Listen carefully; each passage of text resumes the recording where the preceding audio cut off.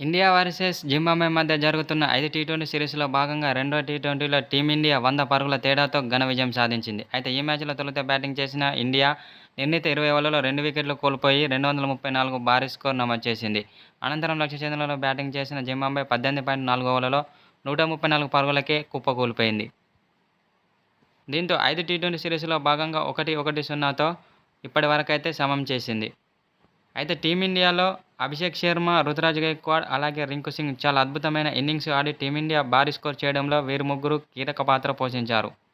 అనంతరం టీమిండియా ఆటగాళ్లపై బాబర్ ఆజం కీలక వ్యాఖ్యలు చేశాడు. బ్యాటింగ్లోనూ, బౌలింగ్లోనూ చాలా అద్భుతంగా రాణించారని టీమిండియా యువ ఆటగాళ్లపై ప్రశంసల వర్షం కురిపించాడు బాబర్ ఆజం. చాలా అద్భుతమైన ఇన్నింగ్స్ ఆడి అద్భుతమైన సెంచరీ చేశాడని అభిషేక్ శర్మపై ప్రశంసల వర్షం కురిపిస్తున్నారు మాజీ క్రికెటర్లు. చివర్లో రింకు సింగ్ ఆడిన ఇన్నింగ్స్ అయితే చాలా అద్భుతమని అన్నాడు. 22 బంతుల్లో 48 పరుగులు చేశాడు. అందులో 5 సిక్స్‌లు ఉన్నాయి.